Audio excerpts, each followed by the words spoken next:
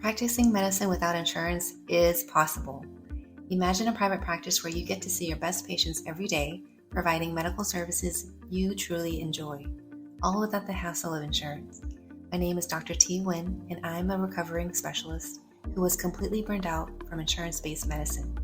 I pivoted into direct care, where patients pay me directly for my medical services and have never looked back.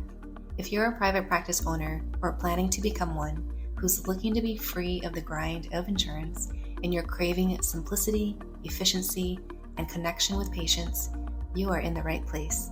This podcast will help you map out your exit plan and uncover the mindset needed to thrive in today's economy. Welcome to the Direct Care Podcast for Specialists.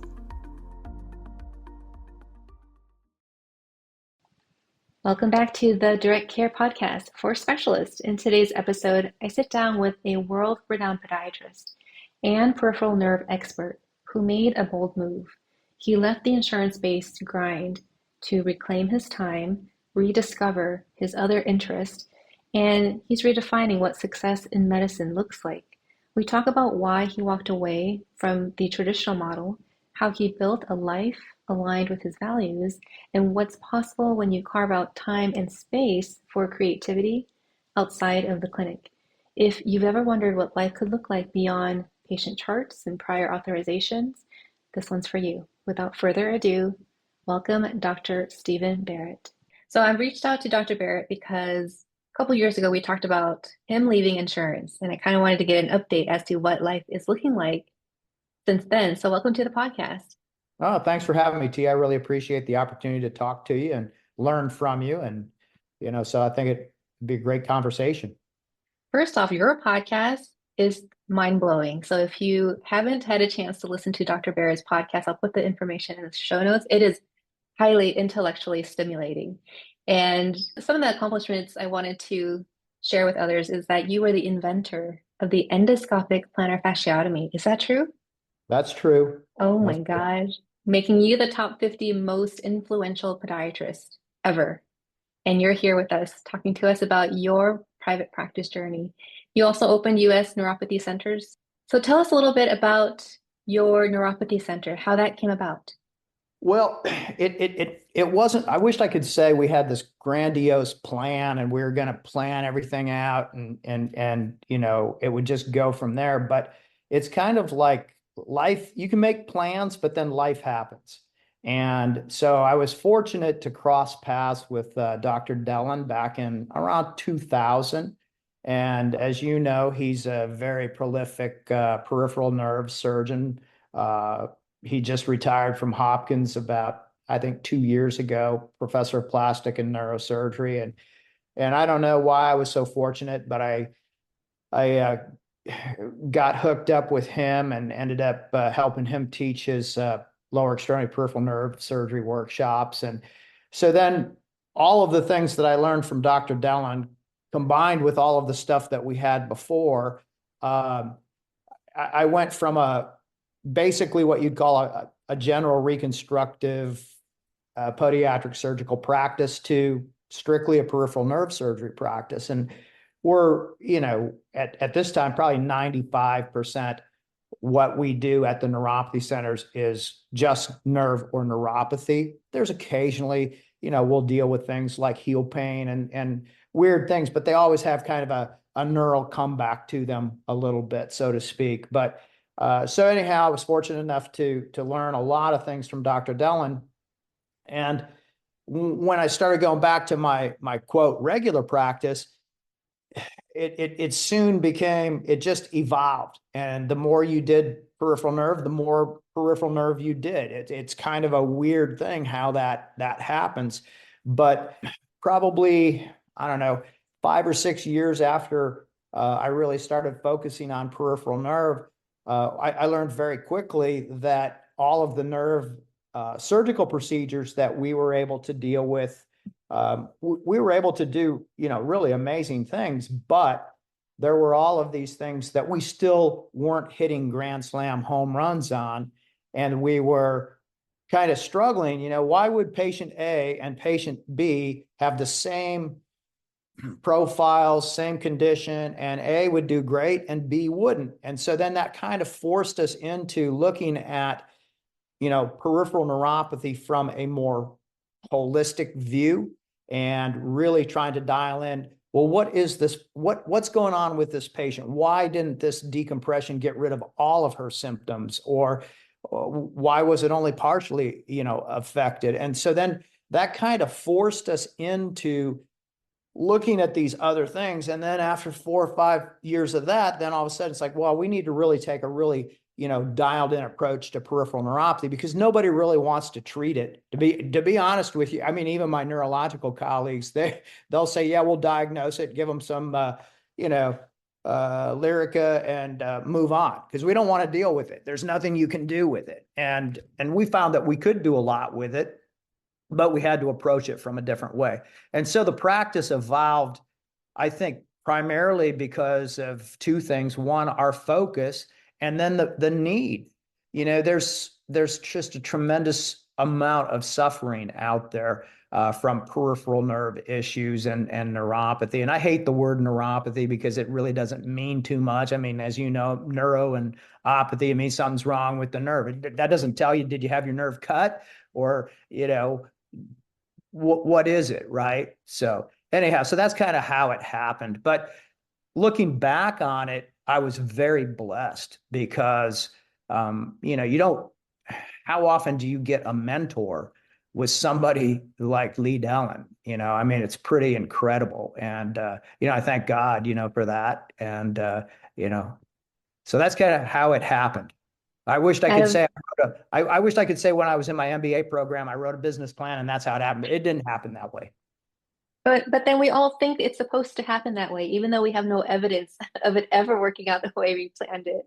Right, right. Yeah, I remember one of my professors in the MBA program, which was a great program at Texas Tech for physicians and dentists, and so it really focused on medical practices. But they said, the greatest business plan that you create is good for about 10 minutes. For a passing grade. Yeah, yeah. So anyhow, but yeah, so that's kind of the story of how I ended up into that space. So let's move into your private practice. You had been practicing peripheral neuropathy, peripheral nerve repair for decades. And then you came to a point where you realized insurance is just it just sucks. It's inhibitive, prohibitive. It's doing things that is not helping your practice.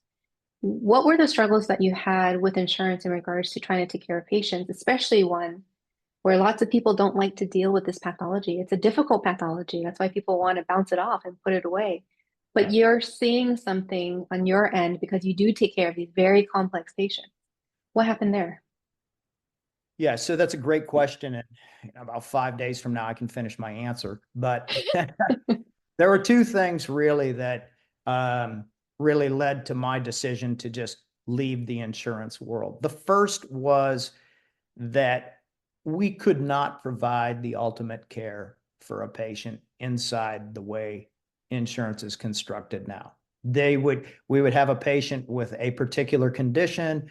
They would need pre-authorization. The pre-authorization, they wouldn't agree with it because would say, well, that's not medically indicated, or that doesn't exist, or, some untrained person in a country that is not ours is telling you, sorry, you can't take care of Mrs. Jones. What she has isn't meeting the criteria.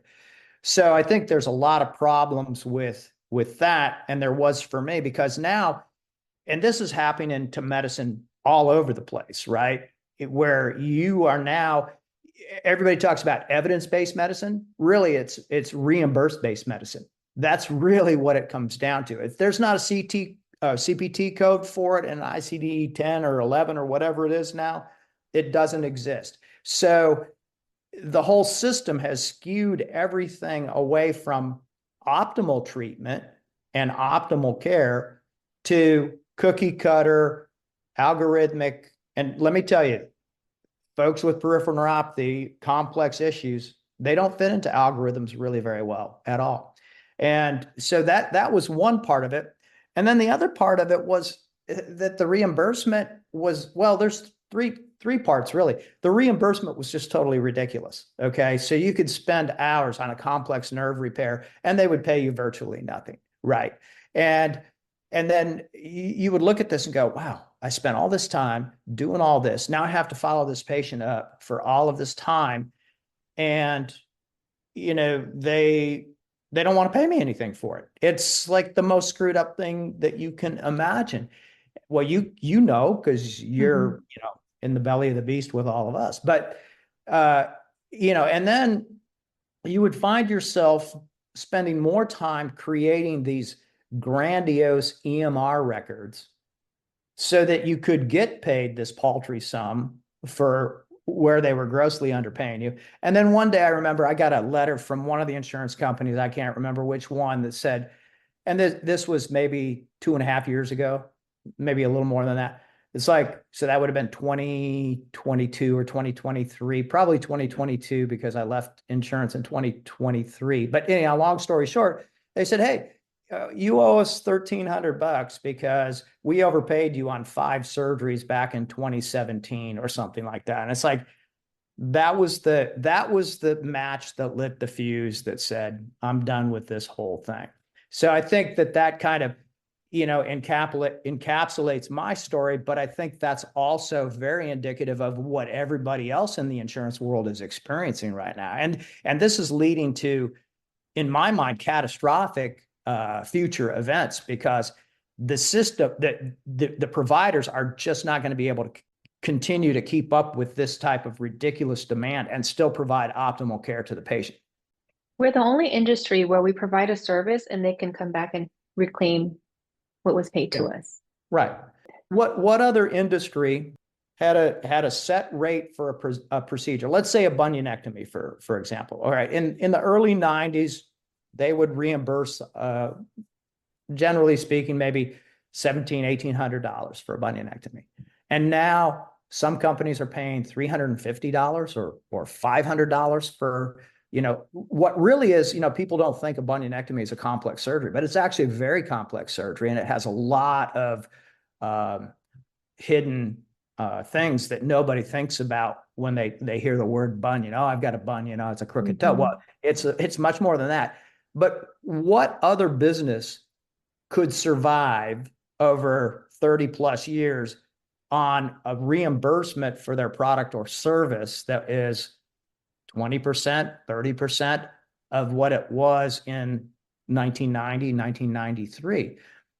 Salaries have gone up, electric's gone up, everything's gone up. And in that time, the dollar has deflated tremendously, right? So that, let's say that for just math's sake, the $2,000 they paid you for that procedure in 1991 in today's dollars is probably $5,000 or whatever the Mm-hmm. inflation rate is. So I just don't see how this industry can continue the way it is. At some point, it has to be changed. You hit a nerve with me when you said bunionectomy is paying hundreds of dollars, but some of those implants can cost the facility $5,000 plus. So even the implants that we use, the plates and the screws, they would not tolerate a less reimbursement. They also, in that industry, know what inflation is, know the cost of R&D, and they're charging appropriately. But meanwhile, we, the physicians with the malpractice, taking care of the patient, we are valued less and less every single year. Yeah. Well, it pays much more to be the striker rep or one of the spinal hardware reps than it does to be the orthopedic surgeon in that same OR, without a doubt. Yeah, yeah, we're not bitter. All right. No, no, I've just, I think it's one of those things where, people will ask me, where do you think direct care is going to go? And I think the answer is it's going to go positively much more in the direction of direct care for a couple of reasons. One is physician sanity. I mean, it's just an insane system the way it is right now. And people can't, you can only stay in the insane asylum for so long before you either just capitulate or you escape. But the second thing is that people are getting tired of being told, after they've paid all these huge premiums, sorry, that's not medically indicated, or we're not going to cover it at this facility, we'll cover it at another facility, or all of the myriad things that you hear in the regular day to day. I just don't see how it doesn't grow, because I think there's a subset of our population that gets it. And you know this from your practice being direct pay. People will say, man, you spent an hour with me. You went over everything. The experience I had was great. Well, they had to pay their office visit and maybe an ultrasound fee or whatever, but they actually got a real service. They weren't one of 70 patients in that day that the other guy has to see in order to just make his overhead. So you had talked about leaving insurance 2 years ago, but Right. something else has changed in your practice. Tell me a little bit about that. Well, I've enjoyed not being in the office a lot, so I really take kind of a concierge level. But I'm just at the point of life where I just really love doing other things, and I still do a lot of teaching. We're doing some incredible medical clinical research right now, and I think that will have huge translational benefits. So while I'm not seeing as many patients as I was before, I have more time now to actually think and enjoy life. And I think that I didn't, I don't want to say that I didn't enjoy life, because I've been very blessed. I've enjoyed everything, but I didn't realize until I kind of shifted gears a little bit how much stress there really is in trying to maintain everything and running on that treadmill and just dealing with the nonsense. It's like, well, I got to call this lady for a peer review. And then you're on hold, or they don't get it on. And now all of a sudden you burned a half an hour of your time. Well, how much is that worth? Right. And Mhm. now, they ask me for a peer review. It's like, no, I'm not in insurance. I'm talk to somebody else. It's not me. So no, I'm enjoying life much more. So you have your clinical practice, you've opted out of insurance, you're seeing fewer patients. How do patients get access to you? I don't know. They just find us. I mean, we They don't just show advertise. up. They just do. I mean, a few years back we looked, and I think my practice, I think more than 80% were from out of state or out of country, right? And so they find, articles that you've written on the internet, or, their chat groups or whatever, but we don't really actively market at all. We just try to, give them the best care when they come in. So, And you were able to do that because the crutch of your reputation. You've been doing this for decades. You teach. And the first time I met you or saw you was at the AENS conference. And my mind was just blown away. So little did we learn about nerve mhm, sourcing and treatments. We used to just cut things out and call it good, but now we know we don't have to cut things out. We can right, uh, cut out the fibrosis and all the things. And I thought it was such an amazing experience to have as an early resident, learning about the different ways we can take care of people. And now you've even introduced the idea of helping patients holistically. We talk about functional medicine, mhm, and it just seems so feasible to leave insurance behind to be able to, like you said, have the mental space to just think about how you want to run your practice or things you're interested in, and also offer patients a new perspective, because that's where innovation really is having right, the brain space to escape the administrative work that we're so trapped in doing day in and day out, right, and be right. able to just do things that we deeply love and enjoy. So you're kind of modeling what you can do in your life as a physician. You can do direct care a little bit here, teach a little bit there, innovate, continue to build on your reputation. What else is up your sleeves? What are you hiding from us? Where are you going? Oh, I'm not hiding anything. I think that there's so much out there, and you mentioned ANS, which is a great group. And I'd encourage all of your listeners to maybe take a look at it, because even if you don't dive into the nerve world full time, hanging out at that meeting will raise your antenna to different things. And you'll, when you get back, literally the next day in clinic after you've been to that meeting, you'll have a little bit of a different perspective, which empowers you now because and not everybody has to be a peripheral nerve surgeon. There's still a tremendous amount of work that can be done. But if you're able to identify these problems, then you've got great power and you can help a lot of people. One of the things that we're working on right now is I don't know if you've heard about the Phoenix sign, which is we discovered that in 2017, where we could put in a small amount of lidocaine, 0.2 of a cc under ultrasound guidance, which is next to nothing. And you would have somebody that had 0 out of 5 motor strength, and they might get 4 out of 5 or 5 out of 5 just by getting a little bit more blood flow to that nerve. And so it was very diagnostic. Well, then we've gone to another level now where we can, I think, help even more people. And that is you can do the same Phoenix sign with D5W. And you don't have to use ultrasound guidance. So you put D5W and people are going, well, D5W is sugar water. It's like, yeah, it is. But when a nerve is focally entrapped, its metabolism is impaired, and particularly with glucose. And by putting a little bit of glucose next to the nerve, in about 3 or 4 minutes, you see the same thing as the Phoenix sign. Now, this is really powerful because there are a lot of people that don't have an ultrasound or don't have the ability to really get the training or have the training to be safe around the nerve. This is strictly a subcutaneous situation. But here's an example for you. There's 600,000 or more total knee arthroplasties done every year in the United States. And they say that the incidence of common peroneal nerve or common fibular nerve entrapment is, depending on what you read, like 0.7 to maybe 3.5%, something like that. I can tell you it's a lot more than that. And a lot of the orthopedic surgeons don't even realize, because they know they really haven't hurt the nerve, but they don't realize that it doesn't take much traction on that nerve to cause a problem.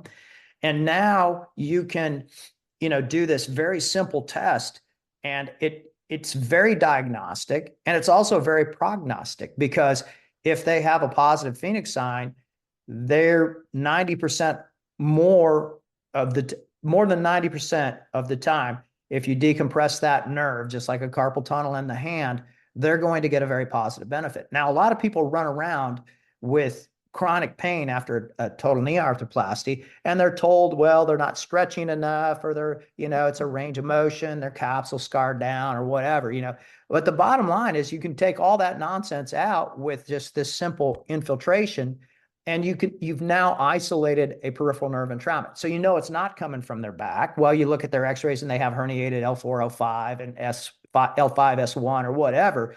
But no, this is where it's coming from because they got that motor strength, right? So we're working on a big clinical study with about 10 clinicians throughout the world, Belgium, Australia, and hopefully we'll get that work published by the end of the year. But I think that's kind of the cool thing that I'm really excited about, because a lot of people are running around. In fact, I've got a neighbor coming over tomorrow, had a total knee done in July, and I guarantee you, I'll give her 3 cc's of D5W, non-ultrasound guided, and she'll have more range of motion. Her pain will be gone. It's like, this feels great. How long is it going to last? And then you tell them 10 minutes, and it's like, well, but it's the diagnosis that it makes, which is so important. So that's kind of the cool thing. And that is very cool. If I can get that out, I will help more people by orders of magnitude than I did in my 39 years of practice so far. Absolutely.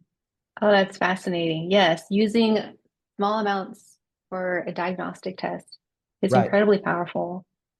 So you had the mental space to think about this, it sounds like. Yeah, well, that's the whole thing, right? I mean, and then, circling back to direct care, right? What do people really want from a physician? What's the number one thing that they want? You first have to listen to them, right? And you're seeing 70 patients in a day. You can't listen. There's no time to listen. And so why do you get really positive reviews many times? It's not because of the treatment necessarily that you rendered, or the exotic diagnosis that you picked up, it's they listen to me. I've never had that before, and that's a very powerful thing. I believe there's still a lot of art, and um, there's still a lot of art in this, in addition to the science of medicine. Because when you go to a physician, you want them to be able to listen to you. And then if you listen well enough, usually they tell you the problem, Hmm. You're right. right? No one's ever written me a Google review and said, well, I went to a fellowship trained podiatrist, da da da da.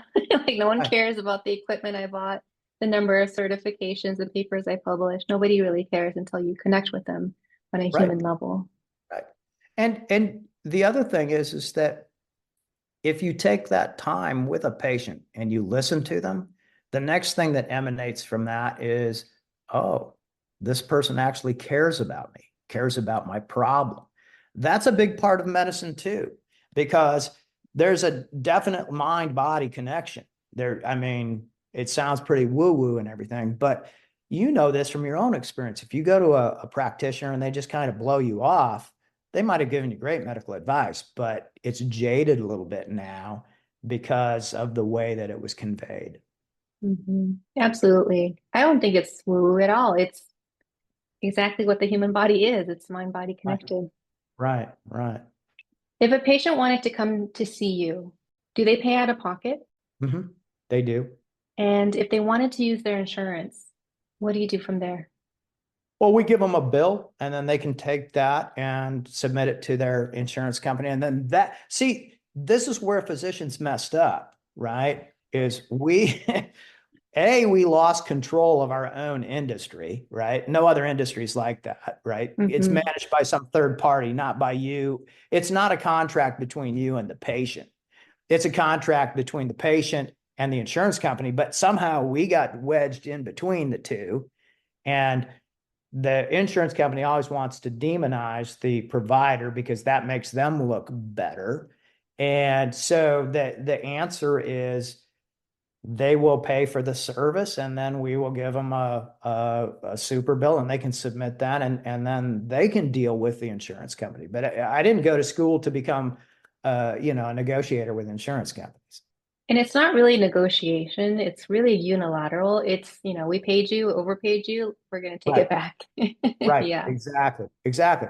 And then, and then they'll do cute things with you, like, they'll tell you something's covered and you go and you do the service. And then all of a sudden they decide it's not covered after the fact. What's that? Hmm. That just, it's astounding. So that's why I think direct care will be the way of the future, because I just don't see. No, I think there's a lot of prevailing reasons why it's going to take some time. One is these new grads are getting out with tremendous amounts of debt and they have to pay their bills, and it's much different in the direct care world than in the, okay, I'm going to go to this hospital and they're going to pay me 300,000 or $400,000 a year and blah, blah, blah, blah. I get that. But at some point in time, patients are going to revolt and the physicians will revolt and more people will say, you know what, I want good quality care, I'm going to pay for it. Look at what's going on in internal medicine with concierge level. I mean, plastic surgery, they don't take insurance. If you want new eyelids, you pay for that.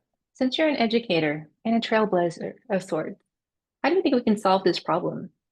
I don't know. I think the only way to solve it is to just keep, persistence, just keep pounding your head against the wall and, trying to render the best care that you possibly can. And I really think the public is they're starting to wake up a little bit and realize that why am I paying all of this money and I have a $10,000 deductible that doesn't pay anything? Why am I doing that? And I think that patients and people with hard stuff and complex pain issues, I think it's an easier sell than somebody that is maybe not in that space because patients they've tried everything. They're willing to, whatever they have to do to get the next level of care. But I think really what it comes down to is you have to deliver optimal, outstanding care. And just like a restaurant, if you open up a restaurant and you serve mediocre food, you're not going to be in business for very long. And I think that that's really the secret is you got to love the patients, you got to care for them, and you got to give them the proper amount of time. And then you're able to take your expertise and meld that in. And then I think you're going to see things that will be very well received from the consumer because the consumer is really not that happy right now. I mean, think about it. I mean, I don't know if you've had people tell you this, but I hear it all the time. It's like, yeah, I got this big deductible. How am I supposed to use up $10,000? I'm pretty healthy. I just need this one Mhm. thing taken care of. Yeah, well, luckily for me, patients come pre-educated. So by the time they come to my door, they already know the system's messed up. So that's the luxury of a direct care practice is I select Right. for certain people, right? And so there's always the argument for, oh, she's being greedy, she's charging more than I ever could, and whatever, they're projecting. Have you ever encountered that when you were talking with others about direct care? Not really too much. I guess, I never really opened up that discussion, but I think if you go just general human nature, if you're outside a certain perspective, then you tend to want to demonize the other perspective without really looking at it because the direct care person is, I mean, they may charge a little bit more, but factor in the quality and the time that you're spending with them, and it actually comes out to be equivalent or maybe even less. I one of my direct care surgical patients reached out to me today, and I took time to talk the situation over with him, and I didn't charge him anything because he's still in the global. I only operated on him a year and a half ago, right? That's my global. I want the patient to get better. Well, wonderful. What advice do you have for, I don't know, students, residents, physicians who are interested in direct care? Should they do it or should they not? What are the caveats? What are your lessons?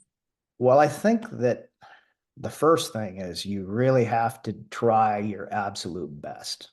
You have to be able to deliver something that people are going to be, happy to pay for. And they're not going to be happy to pay for things that, if you're not listening to them and you're not, astute and do good work. I think that goes without saying. I think probably what I would recommend is instead of just pulling the plug completely at one time, do it gradually. Maybe look at, do a deep analysis on who's really paying you. There's always that 80-20 rule that comes up, 20% of the people are paying 80% of the revenue. Well, why do you keep the other 80, right? So maybe you start, weeding that out, converting your practice over a period of time. But I think it can be done. I think some of it depends on the situation of the practitioner, where they're located, what their focus really is. It's complex. I wished I had something that I could say, hey, T, these are the three magic bullets. You do this and you'll be, but I can't say that because I honestly don't know, but you would be more, I mean, this is really something that you focused on. I would say, what do you think on that? Because your expertise is much greater in this than mine. That's very nice of you to say. I do think you're right about, you make a plan and sometimes it just doesn't follow through. You kind of just ride the wave and see what comes up. But financial security is always going to be number one, whether it be marrying rich. It's something that I joke about when I do lectures. I'm like, you got to marry rich, have Right. money somewhere, second income, whatever it takes to give you some stability to make choices that doesn't come out of fear. You need to make sound choices for the long term. So that's the first thing I always advise. And the second thing is to have a community that supports what you're doing because too often we're asking for validation or advice from people who's not doing what we want to do. And Mm-hmm. guess what happens? They tell you the exact opposite. They tell you to not do it, that you're crazy, that it's not Right. worth it, you'll fail. And so just being around the right people is important, and you have to protect your mental bubble for that. And the Right. third thing is your mindset. You have to be in the right mindset to understand that this is a long journey. It's not a quick fix. I mean, a Mm-hmm. quick fix could be you implement a cash service and then you get people in for that. But long term, you're developing a brand. And so Right. some people think that if you start your practice with insurance with the intention of opting out later on, it's actually a rebranding. You're actually doing the work twice over again because Hmm. now you're having to talk to a different type of demographic, somebody who is frustrated with the system. I mean, there is so much to say. I wish I can help everybody and say, if you just follow these 3 steps, you're golden. But the lesson is really in what your internal struggle is. And a lot of our internal struggles are unique to us, our fears, our mindset, our resources. And so that's kind of why I like working with the consultant or a coach one-on-one, because then we can dive a lot deeper to help people with where they're at. Right, right. No, I totally agree with you. And I think you made a really great point, just like I made with, complex pain and neuropathic patients, is that there's no one algorithm that you can fit everybody into. And I think Mhm. this is with direct care. I think it would be great if there was a little algorithm that it's like, all you got to do is this, and this, and you'll be successful. But I just don't see that happening. I think it's one of those things where it's super individual. Well, I'm so grateful to have you here sharing your knowledge with us.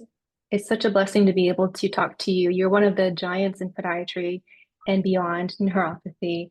And to see you still in practice enjoying what you're doing and teaching, it really gives me the perspective of what could be. I'm not trapped in one situation or another. You're kind of giving us the imprint of other possibilities. So I really am grateful for you for that. Well, thanks so much. I'm grateful for you all that are doing this and what you're leading in the direct care thing is I think it's a very needed thing. I think it's very early in the curve. I think probably 30 years from now you'll look back and go, "Wow, that was the seed that I helped plant and look at how it's grown now." But it's a struggle. It's kind of like it's not an easy thing to get that little seedling into a full fruit-bearing tree. It takes time. Yes, lots of watering, lots of Yeah. soil, lots of sunlight. Yeah, yeah, and hopefully not too many freezes and winds. But so Completely. Any last words or any questions I missed that you'd like to share with the listeners? no, I think it's great that you're doing what you're doing, and it's anytime you can have a community of people that are interested and can share their expertise and give you like a little nugget. Well, like, wow, I never thought about that. And then all of a sudden you can take that and plant that and grow that. So, but no, thanks for having me on. I really appreciate it and love what you're doing. Keep doing it and don't give up. If you enjoyed this episode, please give it a review and share it with a friend so more doctors can learn about direct care. Let's keep the conversation going on LinkedIn so we can help more doctors escape insurance and thrive in private practice. Thanks for listening. I'll talk with you next time. Take care.